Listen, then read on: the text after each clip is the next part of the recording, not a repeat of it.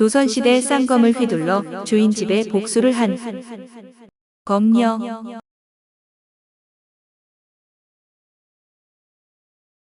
이야기는 호남 사람 다능이 말하는 것을 들은 것이라는데, 삼남의 명성이 있어 기이한 재주가 있는 선비로 알려져 있었던 소홍천이란 진사에게 하루는 남자 옷을 입은 한 여성이 찾아왔습니다. 떨치는 이름을 엿듣자 온 지 오래입니다. 이 천한 몸이 첩이 되고자 하오니 허락하여 주십시오. 너는 여자의 복장을 하지 않고 있는데 장부에게 스스로 첩이 되겠다고 하니 귀하다. 너는 종복인가 창기인가? 또한 이미 한 사람을 섬겼으면 여자는 다른 사람을 섬길 수 없는 것이 아니냐. 종복이옵니다. 그러나 주인 댁은 이미 살아남은 사람이 없으니 돌아갈 곳이 없습니다. 그러나 범부를 받들고 싶지 않은 까닭에 남자 복장을 하고 세상을 다녀 더럽히지 않았으며 천하의 기사를 택해 당신께 청한 것입니다. 여성의 정체를 의심한 소홍천은 거절을 하지만 갈 곳이 없는 천한 몸으로 천하의 기이한 선비를 찾아왔다는 말을 듣고는 받아들여 여러 해 동안 함께 지내게 됩니다. 그러던 어느 날 밤 그녀가 갑자기 술과 안주를 차려 그를 대접하면서 그녀의 평생을 이야기하기 시작했습니다. 그 여성은 어느 양반집 아가씨의 몸종이었는데 주인 아가씨가 9살이 되는 해에 양반집은 권세가에 의해 가문이 멸망하는 화를 당합니다. 그녀와 동갑내기인 주인 아가씨, 유모, 이렇게 셋만 겨우 타양으로 도망가 숨어 살았는데, 간신히 목숨을 건진 아가씨와 몸종은 복수를 꿈꾸지만 여성으론 할 수 있는 일이 없는 조선 사회였습니다. 10살이 되자 그녀와 주인 아가씨 둘은 남장을 하고 검술을 배울 스승을 찾아 떠돌아 다녔는데, 2년 후 스승을 만나 무검을 배우고 5년이 지나자 하늘을 날아 오갈 정도의 실력을 갖추게 되었습니다. 그러나 검술 실력 이외에는 아무것도 없는 상태였는데, 제대로 된 칼 한 자루조차 없는 이들은 검술 묘기를 보여주면서 돈을 벌어 모검 4자루를 삽니다. 두 사람이 4자루를 산 것은 그녀들이 쌍칼의 고수였기 때문으로 두 사람은 묘기를 자랑하는 사람인 척하며 원수의 집을 찾아갑니다. 두 사람의 검술 묘기는 꽤 유명해 원수의 집에서는 거리낌 없이 받아들이는데, 이렇게 오래 기다린 인정사정 없는 복수가 시작됩니다. 달빛을 타고 춤을 추듯이 칼을 휘둘렀습니다. 칼날이 닿는 곳마다 머리가 떨어져 금방 수십이 되었습니다. 원수의 집 안팎 식구들이 모두 붉은 피를 쏟으며 쓰러졌습니다. 모든 일이 끝난 후 우리는 춤추듯 날아서 돌아왔습니다. 무척이나 잔인한 복수를 한 후 아가씨는 목욕하고 여자 옷으로 갈아입고는 술과 안주를 가지고 부모의 무덤을 찾아갑니다. 부모의 영혼 앞에서 복수했음을 알린 아가씨는 복수를 한 그 칼날에 자신의 몸을 던져 자결을 하는데, 자결의 이유를 이렇게 말합니다. 남자가 아니니 살아남더라도 가문을 이을 수 없고 남장으로 8년간 천리를 떠돌아다녔으니 비록 남에게 몸을 더럽히지는 않았지만 이 모든 것이 어찌 처녀의 도리이겠느냐? 시집을 가려고 해도 갈 곳이 없다. 설사 갈 곳이 있다고 하더라도 내 마음에 맞는 사내를 만날 수 있겠느냐? 즉, 남성의 삶을 산 자신을 받아들일 가문은 없을 것이고, 있더라도 마음에 드는 사내를 만날 수 없을 것이라는 말입니다. 양반 여성으로서의 고뇌와 검술 고수로서의 우울감이 동시에 드러나는데, 양반인 아가씨는 조선 사회의 상황 속에서는 자신이 택할 수 있는 길이 없음을 자각한 것입니다. 몸종은 제 역할을 다한 아가씨의 칼 2자루를 팔아 돈을 마련해 장례를 치르고는 논밭을 사서 사람에게 맡겨 아가씨의 제사가 이어질 수 있게 한 다음에 이름 있는 선비를 찾아 3년을 떠돕니다. 그러나 그녀가 소홍천과 살면서 그의 재주를 살폈는데, 자잘한 재주는 여러 가지가 있으나 큰 그릇이 되지는 못함을 깨닫게 되어 그에게 이렇게 충고를 했습니다. 당신의 명성은 당신한테 과분한 것입니다.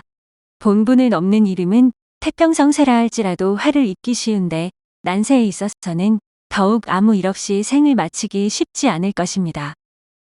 지금부터 전주 대도회로 나가 벼슬아치의 자제나 가르치며 의식을 충족하고 다른 욕심을 부리지 않아야 세상의 화를 면할 것입니다.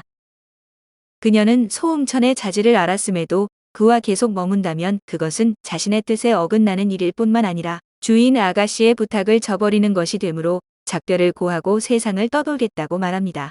그러면서 마지막 이별의 예로 그동안 숨겨왔던 절예를 보여주겠다는데, 술기운에 의지하지 않으면 감력과 기백이 부족한 그가 상세히 보지 못할 것이라며 번화하게 취하게 한 후 검수를 선보였습니다. 푸른 모전 2건, 붉은 옷, 노란 수 허리띠, 하얀 비닿는 바지, 얼룩 무속볼 장식을 한 신, 빛나는 연하검 한 쌍이라. 여자의 저고리 치마 모두 벗어 혹겹으로 갈아입고 2번 절하고 일어나는데 민첩함이 잽싼 제비와 같았다.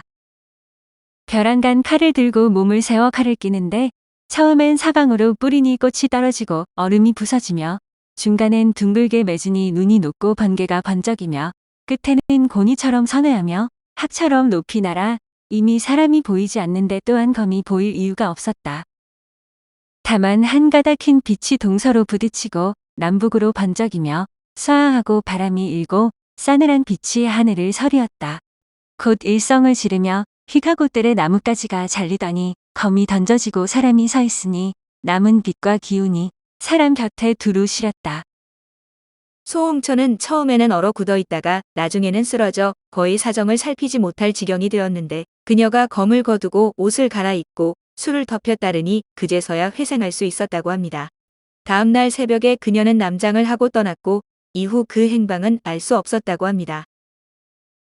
안석경의 문집 삽교말록에 수록된 한문 단편소설 검녀. 검녀는 조선 후기의 학자 안석경의 문집 삽교말록에 수록된 한문 단편소설인데 원래는 제목이 없이 수록되어 있습니다. 안석경이 삽교로 들어간 것은 50세가 되는 1768년이라 1770년에서 1773년경 저술된 것으로 추정되는데 이야기를 전해주는 화자 역할을 하는 단홍과 소홍천은 실존 인물입니다. 단홍은 바로 안경석의 친구였던 민백순으로 노론의 영수 민진원의 손자이며 후에 벼슬이 승정원 좌승지까지 올랐습니다. 안석경과는 선대부터 교류가 있어 유달리 친분이 두터웠다고 하는데 민백순이 아버지의 귀양지였던 나주에 따라갔을 때 들었을 이야기일 가능성이 있습니다. 검녀의 주인공은 당대 사회에서 낮은 신분의 여성이었지만 무엇보다 자신을 존중했고 제대로 된 실력을 갖추었기에 당당한 여자로서 독립할 수 있었습니다. 그녀가 모시던 소전은 비록 자결을 택하지만 수년간 검수를 익혀 집안의 원수를 갚고 소신을 지키는 의지적이고 주체적인 인간상을 보여주는 반면 남성인 소홍천은 가식적인 양반의 모습을 보입니다.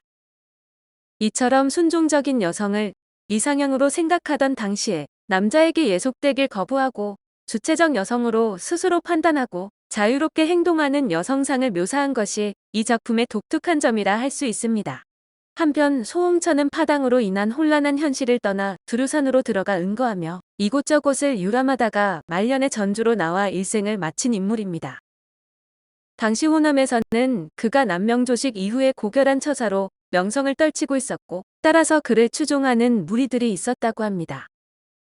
소설 속에서 주인공이 소홍천더러 과분한 명성 때문에 화를 입을 수 있으니 욕심을 부리지 말라고 충고하는 장면이 나오는데 실제로 무고를 받거나 피세입산 제목으로 끌려갔던 일이 있습니다. 2017학년도 중등교원 임용경쟁시험 국어 과목에 이 작품이 출제되어 당시 수험생들을 당혹스럽게 했고 2021학년도 4월 고3 전국 연합학력평가 국어 영역에도 출제되었다고 합니다. 오늘 소설 속의 사랑은 조선시대 쌍검을 휘둘러 주인 집에 복수를 한 검녀였습니다.